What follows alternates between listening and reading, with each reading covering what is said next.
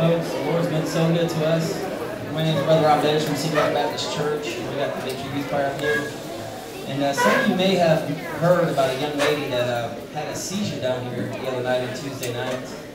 And you may not know exactly all the details, but it was her piano player.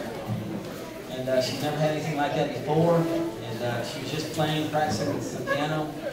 And I was talking to her and I waved her off the stage to come on down and finish. And I looked over to my left to talk to somebody, and all of a sudden I felt a tug on my shoulder, and they said, Miss Stephanie, Miss Stephanie. I looked over, and I went into a storm. I didn't know what was going on. And I rushed over to her side, and started an ordeal where, we didn't know what to do. And Brother Mike was with us, Michelle was with us, some other folks were with us trying to figure out what to do with her. And just for a moment, folks, I want you to know something. I believe for about 30 seconds, she stopped breathing. I thought I was going to start doing CPR. And I was asking God, it's a storm. It was a bright blue day, and I was in a storm like that. And we went to the hospital with her. We were there for about, 10 hours. And that night, me and her counselor were down there at the emergency room, down the road by the super center. And they didn't know what happened either. They took all kinds of tests on her that night. And when an MRI came back, they found a growth. They thought they found a growth on her brain. And that young lady was torn up. I got on my knees. I said, God, what are we going to do, Lord? And the doctor told me in front of her, you're going to have to be looked at. You're going to send you to Children's Hospital. And it was so dark that night. And I would have never thought I'd go through this with a young person, as far as like that. But God brought us through it. And what happened is she was tore up. She did not want to leave this camp, Brother Randy. She wanted to come back and get in on this stuff.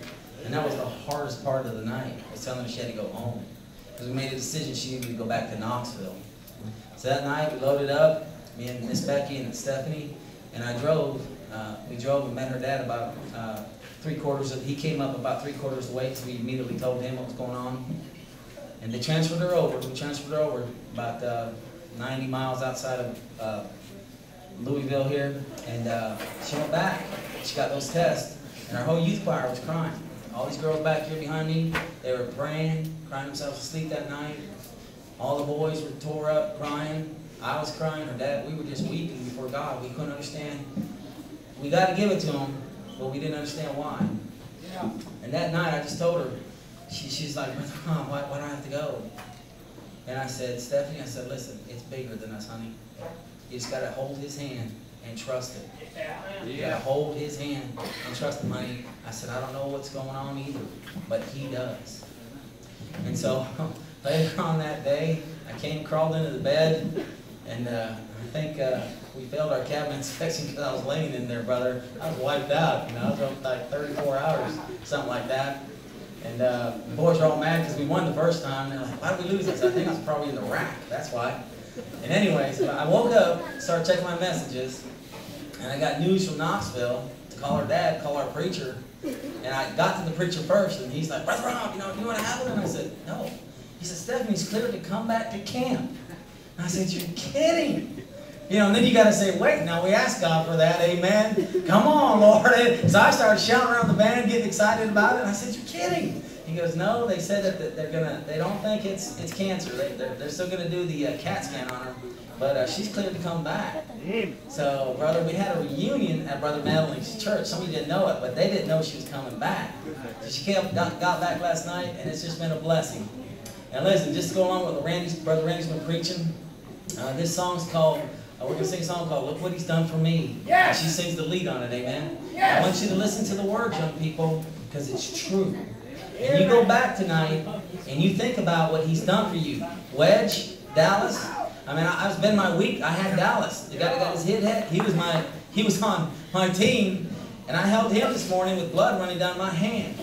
And I saw him doing the same kind of symptoms, and I was like, Lord, Lord, help this young man. And brother, he's here. He's fired up, brother. He got saved Monday, amen. Amen. I just thank God for it. Hey, if we're playing basketball, football, or UT game, or Gators game or something, you be louder. Come on now, let's get it on.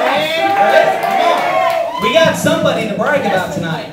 He's done so much for us. And our youth choir appreciates that song now. It may not have been real before Miss Stephanie came back, but it's real now. Youth choir, you sing it. Come on, girls. Come on.